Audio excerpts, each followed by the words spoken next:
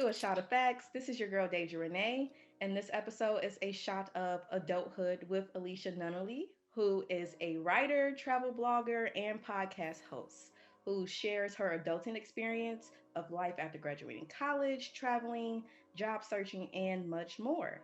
Now, she is also the host of the Millennial Thoughts podcast and the creator of Alieshia Adventures travel blog. So, Alieshia, how are you doing today? Hello, I am doing good. Thanks for having me. It's great. How has everything been in the midst of? Would you consider this the end of COVID? Because I'm hearing people saying like this is pretty much the end of COVID. I don't really think it's the end, but how are you doing I in the don't think midst it's of the end. COVID? I think it's really a new beginning, but it's still a mess. Yeah, But I'm and doing you good. in Atlanta, yeah, that's been a Yeah, mess the I'm whole doing time. good. They out here, but I'm not really trying to be out here. I still be having my mask on when I be going to places. Because I'm like, it's the end of COVID, but it's at the beginning because, some people taking their, what is it called? Vaccine test. Right. Some people taking tests, some people taking vaccines, some people are not. I don't know who is, I don't know who ain't. So I just still move accordingly with my mask on. And that's one thing I'm not understanding because even out here in the DMV, they're like, well, specifically DC, as of like this week, they're like, you can go to places without mask on as long as you're vaccinated. I'm like, anybody could just lie and say they're vaccinated. Yeah, that's So true. how's Oh, that? that's what I was saying too. But this public health lady was like, I say public health. They said that you can only go to places where you know the people. I said, okay, excuse me, girl. I just said what they were saying. Okay, calm down. You in public health? Okay, thank you so much, But Crown. what I'm seeing is that you can go out in public, like restaurants and everything, without a mask on if you're vaccinated. And like they give you a Yeah. little vaccination card. I'm like, somebody could just copy this. Like, Uh-huh. Yo, they do not play because honestly, when I was looking at some in some travel groups, they was like, "Who can make me a fake vaccination card?" I'm like, "What? Y'all are not out here doing this right wow. now. Right. It's not that deep. I Not just that don't think deep. it's deep. Go get that test, girl. Right. Yeah, I don't get Or it. go somewhere that they don't need the test." Right. That's why I'm like Atlanta the whole time I've been seeing like with All Star Weekend and just everything I've been seeing Oh, online, like wow. y'all just don't even care since the beginning of COVID. I don't think y'all ever cared out there. Mm-mm. Mm-mm. Not at all. Yeah. But one of the questions I want to ask you going into the interview, since you are a travel blogger and also your podcast is mainly talking about life after graduating college and entering adulthood, kind of similar to what I talk about on my podcast as well. So, my first question to you is what was life after college for you? What was the pros and cons, some of the things you noticed like right after graduating? A mess. After that was a mess. Well, I technically graduated twice. Well, I did graduate twice because I have a master's degree, but Same. so specifically, this was like after my master's degree. This was like inside of my master's degree. I realized that your degree really don't mean too much. Your resume um, don't help you. Like it helps you, but it's like people teach you. There's 500 different ways to do a resume. Right. You can apply for hundreds of jobs and not even get one call because your resume might be off of a font. You be like, what? Yeah, And I don't get that. I realized that. So a degree does not mean that you're going to get a job. Your resume may not just be what they want. And then ultimately, it's like nothing is really out here for you. You really have to get it yourself. And networking is really big. And I've always known that. That's how I got one of my jobs that I had before I started this new job. But yeah, networking is big. And you just have to like go after what you want to go after. Basically, create your own opportunities. So, what field did you graduate in? So I got my master's in higher education. So that's working on a college campus. Oh, okay. Yeah, one thing I'm noticing is like I have my master's too, and my master's is first of all, my bachelor's and master's is in environmental science. What I do now for my 9 to 5 has nothing to do with my degree. Nothing Mm, at all. And then I'm doing, podcasting kind of in the entertainment industry, if you want to say that. Like I'm doing radio a little bit too. And I'm really enjoying that. So I'm like, it's like, really, was college even worth it? I mean, where I work girl. at now is great, but still, I'm like, a lot of people I know in there because they know somebody. That's So, the whole episode. Was college even worth it? yeah. I got the answer. No. And I'm sitting on 60K in student loan debt. Girl, 60K and can't pay nothing back because the jobs ain't paying you nothing. And I'm literally sitting here, with the deferment and forbearance and all that. I've been living it up. I'm not even gonna lie. Like when we first went into the forbearance, I was trying to pay it off still. And I said, you know what? Because I was barely like making it by having to pay all that money back in student loans. I was paying like at least 1,000 a month and didn't even hit the surface of nothing. Like it didn't even pay a fraction of my loans. And I had to realize. What was that? When did you graduate? The year? 2019 from my master's. Yeah, okay, me too. Yeah, so I got my undergrad 2017. Hold on. You graduated 2019 with your master's. Hold on, you started paying your loans in 2019?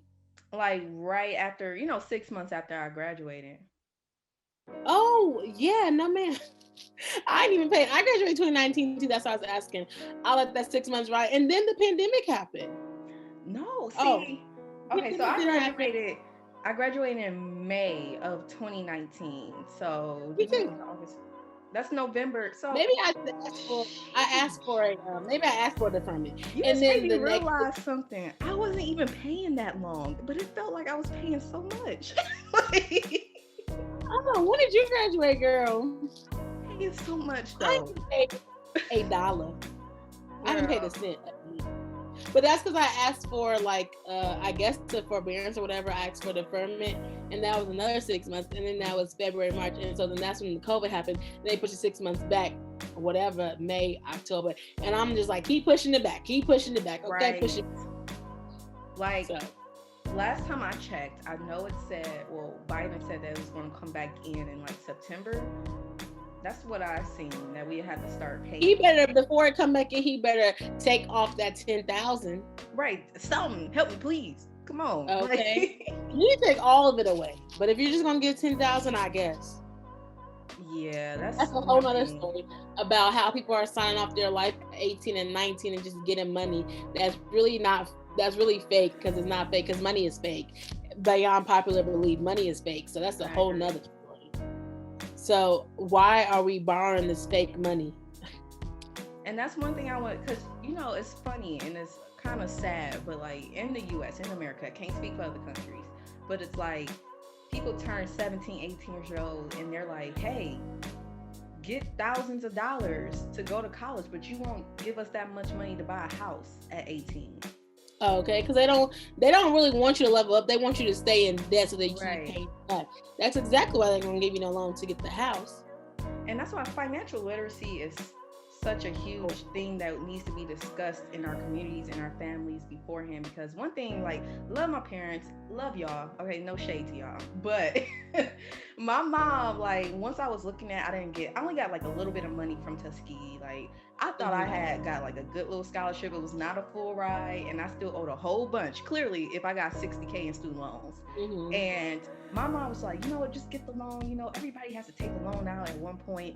And I'm like, okay. And here I am, like 6 years later, in all this debt. So I wish we knew more about financial literacy. I wish that was something in the Black community, particularly. That's something that we need to work on more. Definitely. Yeah, see, I grew up a little bit. I didn't really know too much about money and pay, but I knew about like savings. Well, you thought my dad was a preacher. My dad really is like a minister. So I knew about like paying my tithes, saving money, like Christmas fund. So I knew a little bit about money, but even when my dad, when I got like accepted, he's like, well, that's not a lot of money. Because I got a small little like portion. He's like, that's not a lot of money for real. But then I use like some of my dad's GI bills, so that kind of helped me as well. So it's like I kind of knew about it, but I didn't really know too much about it. But how you were saying, like, yeah, they gave you all this lump sum. You're like, okay, but then you're thinking that you can pay it back, because people are like, well, everybody paid back their loans. Well, did everybody pay back their loans? No, maybe they were able to pay back their loans because they had a job already. Because you know what these other ethnicities do? They just tell you to go get a degree. They already have the job waiting for you when you're done. Sometimes you just need to get the degree just so you can get up in there. So then they give you money and they start you. So that's what it's not. I think that's what we're missing. That's what we're lacking. Not enough of us in these professional settings to be able to pass that baton. Our people were like, oh yeah, I got it, then she can get it. It's like, no, like lend your hand so we can get some more money, so the money can go around in the pot, okay, of people. And that's one thing I want to backtrack on what I said because I don't want people to think my parents just horrible people. Oh, But no. I want to say, like, I am a first generation college graduate. So Mhm. that was also another leap of just a learning curve for my parents and myself. Is that they just didn't know any better, honestly, in some aspects of college and fees and loans and all of that sort. So a lot of it is like generational curses, just not knowing, and just overall how we need to just learn more about financial literacy. Like, that's just what it is. Because I could have did some research and say, hey, maybe I shouldn't sign this loan, but I Mhm. did what I had to do, and I feel like a lot of people do that. I'm That's blessed to say that I got a job after graduating from my master's because I didn't have anything lined up after undergrad, and that's why I went to grad school. why that's why I went to grad school too, and I still Yeah. had nothing lined up after, and I still don't. So, congrats to you. Well, thank you. Well, one thing I also want to ask you, because that just took a huge turn, but what about your relationships and friendships? Have you noticed any changes after graduating? Like undergrad or like grad school? Like grad school, like completely being out of college. Like my friendships that I have with people, like Yes. if they change or not. Well, in my grad school, like we had like a cohort, but I really wasn't close to my cohort. I really didn't really talk to that many people. I really honestly didn't really enjoy my grad school experience. So that's why I really kind of started my Me podcast. either. Yeah, I didn't really I hated enjoy grad it. school. Yeah, me too. Like that, the people, whatever, honestly. So I really don't talk to anybody actually from my grad school. I mean, of course you have them on Facebook, but I just felt like it was like clicky, this and that, and I don't have time for that. But also, I knew because I don't think I really enjoyed my program that much because it was like writing and stuff like that. But also I always knew that I had like this creative outlook, and like I like to write, I like to talk, like I knew that I wanted to do something else. So to answer your question, I don't really talk to people from my grad school program. I still have friends from undergrad a little bit I talk to, but some of them I really don't talk to them anymore. My friends like to call me like the cutter offer person because like every year I just cut people off. And so I guess I really don't have that many friends. No, and that's fine. Honestly, I feel like my experience is a little different. Like, I hated grad school, just like Tuskegee grad school, specifically where I was at, and the advisor I had, and just all of that. Like, absolutely hell for me. I hated that, but I always keep, I guess, my same friends from undergrad as my same friends from grad school. And I have Mm. just stuck with those friends. Like, those are my friends, and that's who I'm sticking with. Like, I'm one of them people, like, we cool and you haven't did nothing shady and we've been cool for a while. That's who I'm sticking to, and that's it. Mhm. But I also, I moved to Virginia after graduating, and now I'm just here like by myself. And I've been realizing it's kind of hard for me to find friends, like not in a school setting, just like working. It's like I Oh don't see yes, how it is people, so yeah, I hard don't see to how find people get friends friends. after. Yeah. Mhm. It is so hard, but actually, I don't know if you use it. They are not sponsoring this, but I use Bumble to meet some friends. I was thinking about doing that. Is it worth it? And some of my other friends that use Bumble, they do that too. And then I'm a person like I like to go places, I like to do things. So well, even though it was COVID, I moved to Atlanta during the pandemic. So I like signed up for like a writers program, so I met people in there, and then like coworkers if they're my age, I talk to them. That's mainly really how I like talk and connect with people. Or if I like go somewhere, I try to talk to people that seem like around my age. But it really is hard making friends like after college, I feel like. And it's like you're in a new city, you don't know nobody, you don't know where to go and stuff like that. So I definitely feel like it's harder when you get older. Yeah, and I just, first of all, I really am not trying to make friends from people at my job. It's just like, okay, the thing is, the thing is that I work in a kind of corporate setting, And I just like to keep my personal and work life separate when it comes Mm-hmm. to that. It's just like, ugh. Yeah, well, I definitely agree with you. It was just weird. Like one of my coworkers, that I'm friends with, like I already had her on social media, so it's like, she was at the job, I had her on social media, but I don't work there no more. But then like my new job, like I do talk to people at the school, but like I don't really have them on social media. I think I have this one lady on one social media site, but like it's not really my popular social media site. Oh, girl, I found all my coworkers and blocked them. You did? I'm not playing with them. No. And first of all, I'm like one of the youngest people and like one of the only black people. So that's kind of how Oh, my yeah, I work dynamic with a lot of is. black people. Yeah, I don't. So, yeah, so Mhm. that's why I'm like, yeah, I'm good. I feel you. How do you feel working there, like being the only black one, being the young one, and you have locks in your head? So the locks, actually, I'm actually surprised that no one has said anything about my locks. For real? Um, yeah, but I do get a lot of looks, but also because I'm a black woman, not trying to toot my own horn, but like I get looks, and a lot of times I really feel like, because I work in kind of like a tech industry, right? So I feel like a lot of people, it's older white men and some women, but in my area, it's like a lot of older white men. I don't think they're used to being around black people or being around a young black person or a young black woman with locks. So it's just always kind of like the awkward, like, yeah, or small talk or just looks. But I haven't had anything like overtly racist or sketchy happen, but I'm not gonna lie and say that I haven't experienced any microaggressions, because I definitely have, working in STEM as a black woman.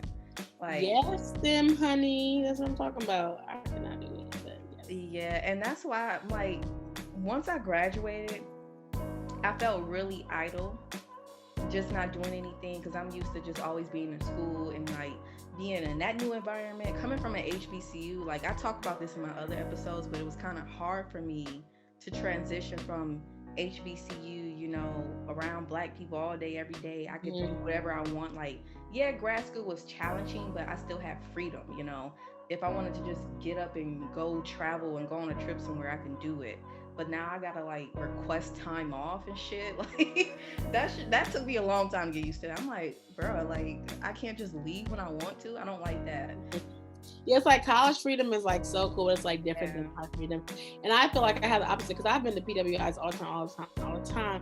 Then when I started, I worked at a black company. And I'm like, yes, this is free. Like you could be funny, you could be shady, you could do this, but there also could be some haterades and shade up in there, like people snitching on you and stuff like that. Because I've actually had that happen. Someone snitched on me, and that caused a whole bunch of stuff. But I'm gonna Mm. wait to tell my story in a couple years. We're gonna write a book about it. So, Look. yeah, maybe I should write a book about it. I don't know. I'm just gonna use it as content for later. See, but I would love to. I know it's pros and cons of being in like a minority majority area, but it's like I miss that dynamic sometimes. Like, Hmm. and that's what made me start the podcast. That's what made me start doing all my side ventures, because I just felt like it sucks to say, but I felt like I was losing my identity just like working there and like going home, waking up, doing it again. I'm like, I need something to stimulate me more than just being in this Right. building. And then when you start, you be like, "Oh, this too much work." Hey, girl, exactly. That's why I'm taking hiatus every couple of months. Like, I'm Yeah. sorry to my listeners, but this is hard work here. I Okay. know. I started like 2018, and I was like going, going, going. Guess at that moment, like I was going. I was really going straight for like a whole year, but then I switched. Like my co-host couldn't do no more. Then I was getting interviews, how you were saying it, and then I was like going in 2019. I know I started it in 2018, I believe 2019, and then 2020 I just like took a break. It was like the pandemic and everything. Then I started doing it. I was like, I'm going to seasons, baby. So I just took a break.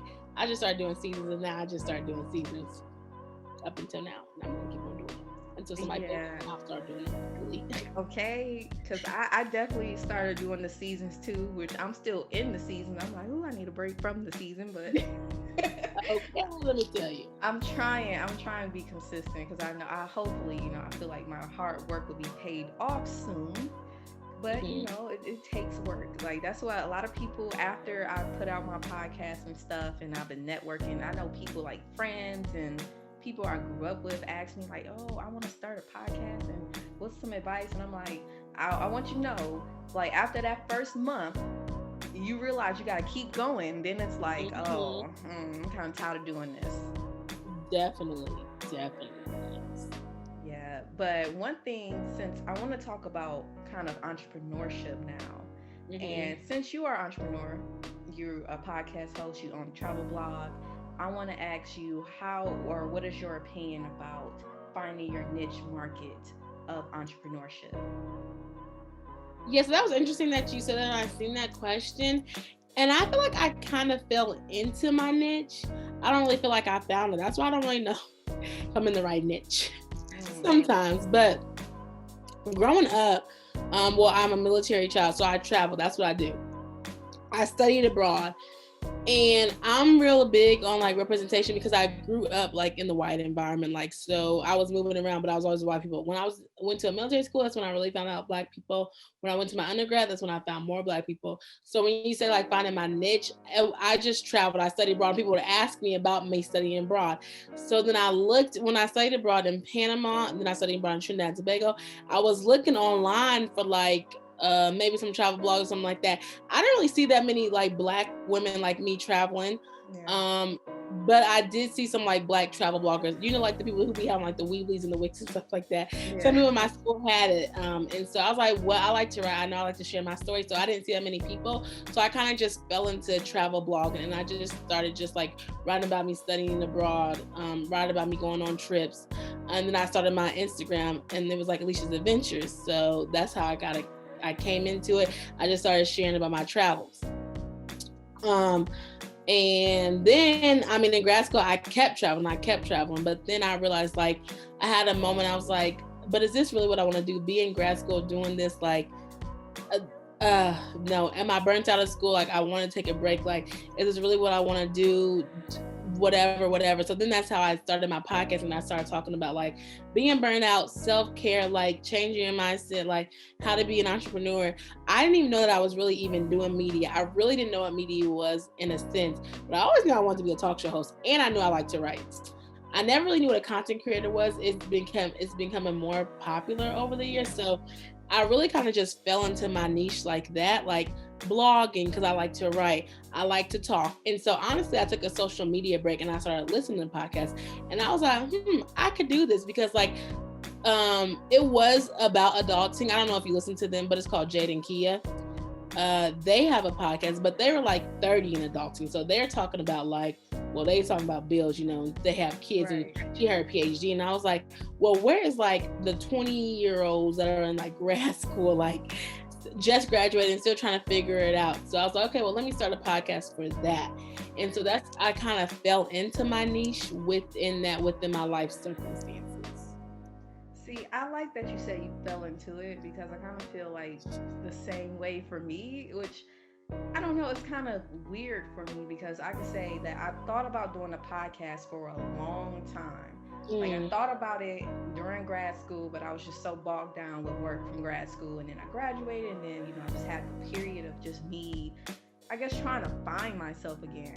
And I'm like, you know what? I'm about to start this podcast for people who have been in my shoes or in my experience. But also, then I started to just talk about basically everything. Like, if you listen to, especially my early episodes, I talked about pretty much everything. And yes, I used to listen to you oh, like thank every you. episode. Yeah, I listened to Me like all too. your episodes last year. And it would be I be listening to it like when I was like walking and stuff like that. So yeah, I do like know like the variety of what you're Yeah, talking and about. I actually started to try to, and that's one of the next questions I was going to ask you. Like, I tried to actually monetize what I'm doing with the podcast, which I am still trying to do that. But Mm-hmm. I actually was trying to get into a network, and they were like, you're kind of all everywhere, and you need to just like confine yourself to one type of topic. And I'm just like, I don't want to do that because I'm not just one type of topic person. Like, I'm a multifaceted person. Like, And that's where I knew that I wouldn't be able to get money. That's exactly why yeah. I was struggling with that last year, because I was like, do I want to talk about business?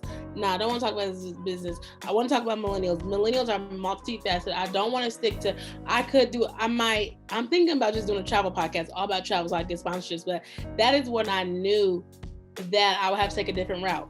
this other podcasters, they call Jade and Kia, they talk about adulting stuff too. They just have a lot of listeners, so they're able to get it because they built it up. Right. But yeah, I knew like it's hard to monetize. Of course, like I monetize when I do my ads, but it's hard to monetize if you don't have a specific niche. And so it's like we talk about society and culture, but I'm not doing like TV reviews. I'm not reviewing Insecure every week. I'm not reviewing like Ready to Love so, and that's where I had to back up, and I was just like, okay, like I just like it. I got to figure out something. So I'm like, at this point, if I just get paid my regular job, I can do this as a hobby instead of trying to make it full time and just work with it. That's what I'm gonna have to do, because like, I just know, unless like I create one that's just about like writing or something like that, right. I know that it's gonna be hard to monetize it because you don't know who's listening for what when they're listening. If you change up your seasons, if you take a couple of breaks, so like, yeah, I definitely understand what you're saying. And that's what made me have to come to the realization that all of my ventures, outside of my 9-to-5, I don't have to necessarily make money from it. Like, the goal doesn't have to be making money from it all the time. Like, at this point, it took me a while to realize that, hey, maybe I'm not going to make as much money as I think from this podcast, but I still enjoy doing it. And I feel like people need to learn how, it's okay to have things that's not going to make you money. Yeah, like it's okay to have a hobby and stuff like that.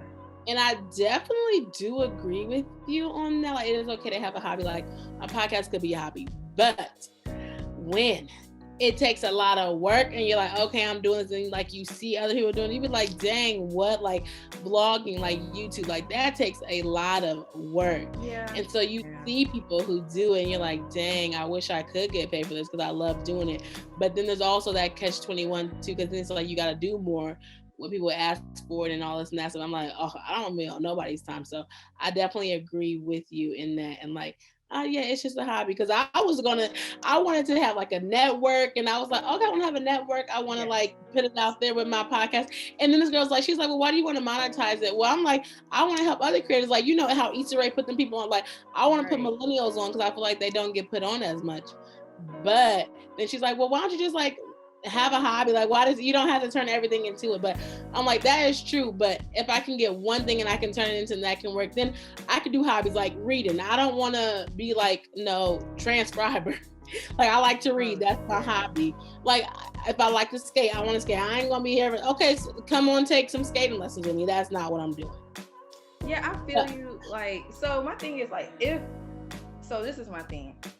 I love to do, podcasting and stuff. And I was making myself, I guess, I was pushing too much pressure on myself to try to monetize it.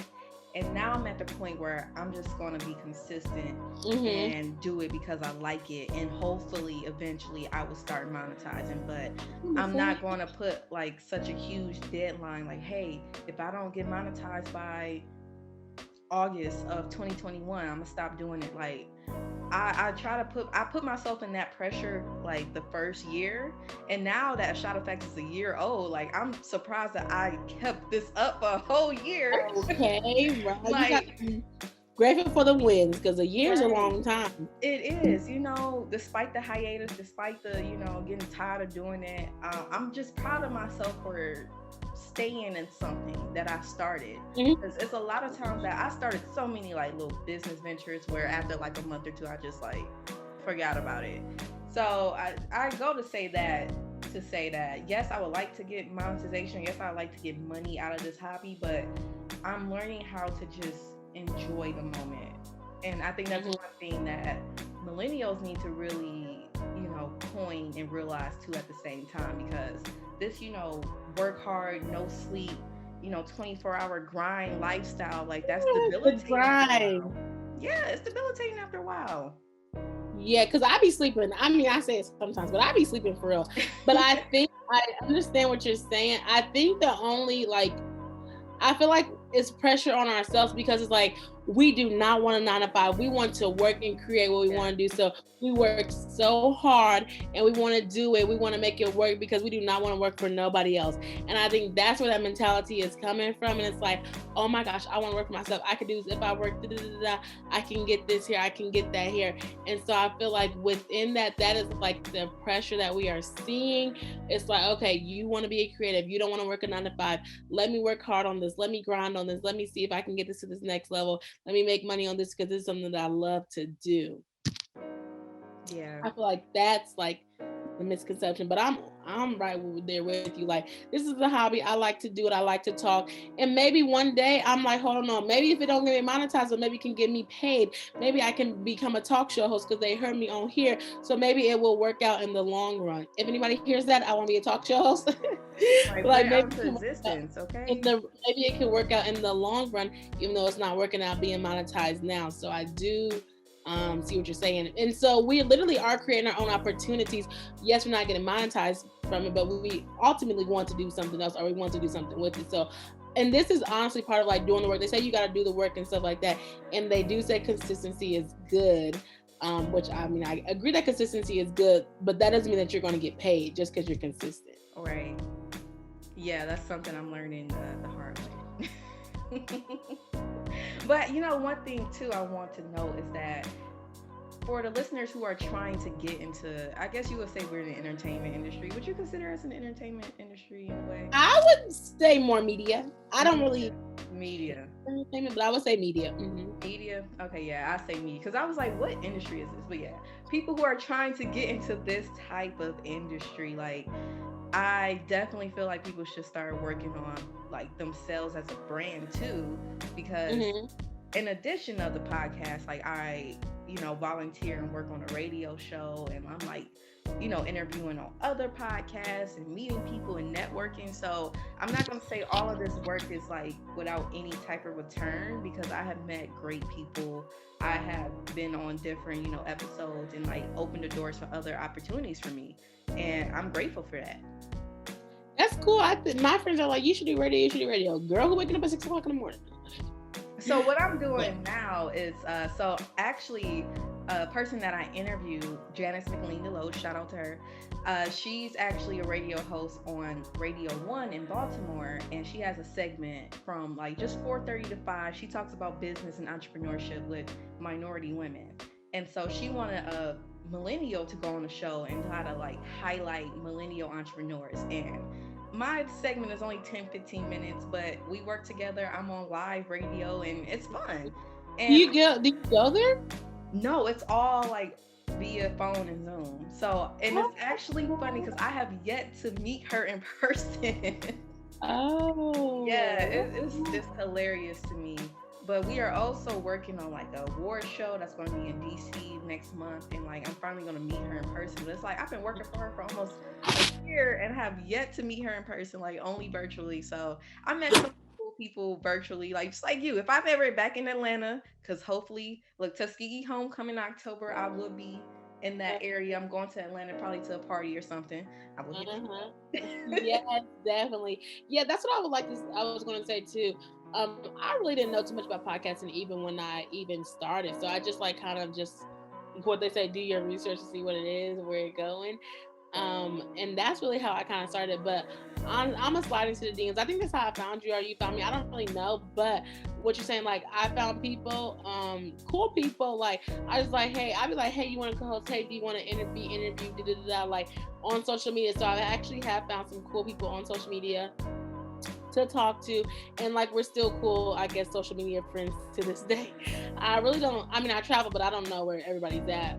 But of course, like if they're in Atlanta now, I try to meet up with a podcaster. If I'm in LA, I would try to meet up with a podcaster, like different places and stuff like that. I actually went and I actually met another travel blogger on Instagram, and we did a whole trip together. So like also, yeah, we went to like Memphis for Memorial Day weekend. So it is like cool. And I went to go visit her in Mexico actually for her birthday too. So it's like you can build relationships and do different things within this like network of people that you are, because there's a lot of creative people out here, and then you can learn and you can do different things.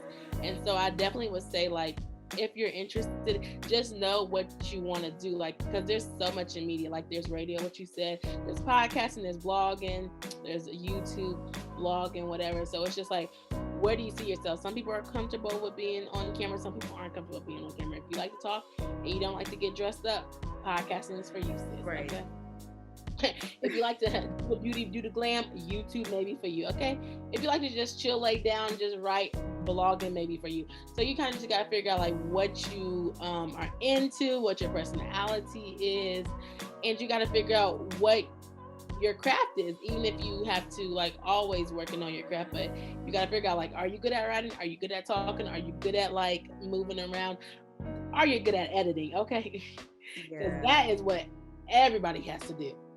And whatever you do, you have to edit something in it. So I think those are some things to think about when you want to say you want to start in this media career. Yeah, the editing. Like, honestly, so I was that one person that tried to do, I still have an issue, try to do everything. Like, I try to do everything. I try to do blogging. I try to do, podcasts and YouTube. And it became too much, way too much. Like, my blog site, I haven't looked at that in a while. I tried. I just hate writing. I think grad school really traumatized me. I hate writing. So I'm like, the blog, not for me. Like, podcasting is really where my heart is. And honestly, I realized that I was getting traction from my YouTube videos. So, like, that's why I just started recording the interviews and just posting it on YouTube. Like, and honestly, one thing I really like about doing the interviews is that I don't really edit like that. Like, it's just a casual conversation. I might edit out some like hiccups here and there, like huge hiccups, but I don't really edit like that. But still, I gained that editing experience. So now I can say like proficient in audio editing. I'm proficient in Photoshop because I use Photoshop. Like I'm saying that. Girl, you give me great words to put on my resume. Yes. Okay. You need me to I didn't even put it on my resume. Yes, I'm proficient in Adobe Suite now. Audio editing, all of that, because that's what I learned. And I watch YouTube videos to teach me how to do all this stuff. Like, that's what, going back to what we said prior, like college, you don't have to go to college to do everything. Like, and especially the age of YouTube, you can learn so much on YouTube now. Yes, you can. Definitely. I don't use Adobe. I don't use I use Canva. But I use Canva too. Yes. Look, and that's I do agree with you. Sometimes it's like when they mess up. That is what I like podcasts, because you don't have to dress up. And I just edit, like I edit in the beginning and the end, but it's just like going through, just making sure, like, you're like, dang, if you messed up, if you hear somebody messes it up, then you got to go and do it. But it's like, okay, posting it. For me, it's creating the graphics. I'm like, oh gosh, because you gotta make it look, you gotta make it stand out, make it do this, make it do that. Yeah. But I've always wrote when I was younger, so I know that I like writing. I don't know if I like technical writing like that, but I know that it's also good to have a blog, because at the end of the day, like, YouTube is not yours. So it's like, my blog is mine, that's my website. So that's why I'm always going to keep it. But I started it because I was going to start blogging more last year, and then the pandemic happened. Girl, I paid and I ain't touching it. And I said, I'm paying for this. So I just started writing some more blog posts. So I did like a travel series. So I did it on YouTube. I'm putting it on my blog. I did like a financial freedom whole season. Actually, I did like 12 interviews, so I'm putting that on my podcast. It's a podcast, but I'm putting it on my blog, and I'm writing about like me moving to Atlanta and stuff like that. So I'm trying to get back into my blogging, but I was the one that was doing blogging, YouTube, and podcast. Like, I was trying to do it all last year. It was kind of a chill year, so I could kind of do it. But the blogging falls off because you got to read it and edit it and read it. So yeah, but I was really trying to do all of it, because I was like, okay, I like it. I like doing all of them. I don't really have a problem with it. But I'm like, you can definitely see which ones are pros and which ones are cons. And podcasting, I feel like it's easier to see the return, because like, you can see how many people are looking at it. You can see how many people are listening to it. Right. YouTube, it's like a win or a lose. Like, some people are viewing it, some people are not. Blogging, definitely. Do people really read anymore? Some do, some don't. But your views aren't really as big. But like with podcasting, people are so busy now, they're listening to it. So now I can see the numbers. I can see how many people listen to it. I can see like if people are engaged, like on my Instagram and stuff.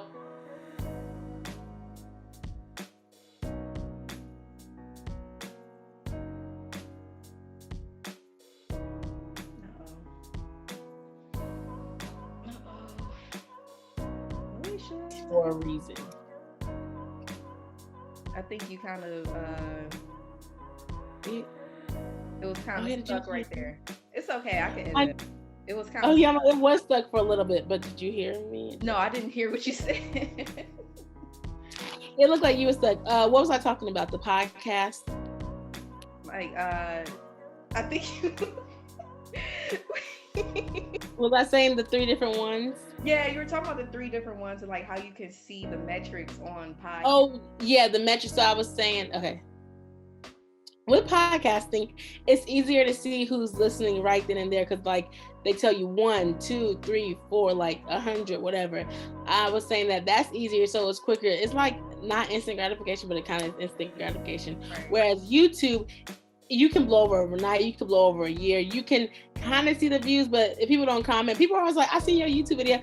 Well, you ain't comment, so I ain't know, Right. Blogging, people really may not blog. People may not even read that much. You can kind of see it, but it like slow down. But like with podcasting, it's just so quick, post it, send it, and boom, and like you can see it. So I feel like with podcasting, you can kind of more get like an instant gratification with it. And you're like, I'm doing this for something. Somebody's actually listening to this. Right. Like, yeah, YouTube is something I'm still trying to master myself. Like I have one video that has just been booming, but the rest of them is like nothing. I'm like, what was so spectacular about this one interview? I don't know, but yeah, I'm still trying to figure that out. Yeah. Mm-hmm. You post all your YouTube, like you post your podcast episodes? Yeah, so this is probably, I think I started episode like 20 or so. Like not all of them, because I didn't post any of my solo episodes either, just because I wasn't recording them, like, showing my face. So I'm like, I don't want to just post like, I could post just like a picture with like the audio, but people said that's not really good for YouTube algorithm. And that's another thing too, like algorithms. They were all about algorithm. I would say not disagree. You can still post them because I don't have video on it. I just like put the flyer on there and just keep it moving. If people look at it, people listen to it. Some people just like having the audio there because you can play it. Like if somebody's cleaning up their room, like I will still listen to a YouTube video. I can't even watch anyway. So I say still put it on there if you want to. But it's, some of my first episodes when I listen back, it's so cringeworthy to me. And I'm like, should I just take this down? I'm not gonna take it down. Like some of my like earlier ones have my most downloads, and it's just like the most cringeworthiest ones. And I'm like, oh my goodness. But I'm gonna keep them now. I'm gonna keep them. Yeah, I see what you're saying. I'm like, my voice, and do I sound like this? Oh well, I'm just gonna keep it too. For the first 5 episodes, I kid you not, I did not realize that my mic wasn't connected properly. So I was just talking to like my laptop. And the audio was so bad. I'm like, I'm not understanding why my audio sounds so bad. Mm-hmm. It wasn't connected. It was not connected. See. Content creator woes. Yeah, I kept it though. I said, I know that's right. Yes, that is definitely something that you just gotta go through. Okay. Yeah, but as we are wrapping up the episode now, I wanted to go into our last call segment. And so that segment is where I give you, the guests, just parting words or last words of encouragement or recommendation to our listeners about whatever we talked about for this episode. So what would be your last call? Yeah, something that just came up when you were talking about your 5 episodes and like how the mic comes up in it. I was just going to say how we've been talking about like taking breaks or whatever. Like the content creating, like it is a journey. How everybody says it's a journey. And I would just say like, give yourself grace if you want to start this. Like give yourself grace because you're going to mess up. You're going to forget something. You going to forget something because there's so much to do. Right. You're going to make mistakes. Like even upload it if you want to. Just try it. You can unlist it later on.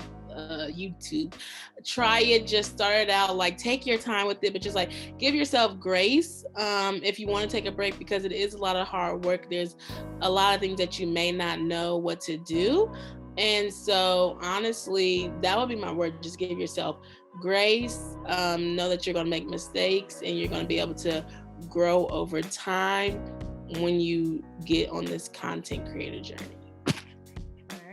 thank you so much for coming on A Yeah. Shot of Facts. Thank you so much for giving out your insight. Like, my first perception of this episode will be talking about just like post college depression, but we also then start talking about entrepreneurship in our media, realm. And I think that Yeah. was very good insight to give to people, because a lot of people ask me like, how do I start a podcast, or how do I, land a job on a radio station? I'm like, I Mhm. just asked, like, just start it, just do it, just Mhm. ask, just meet people. Like, you never know how far you would get with just networking.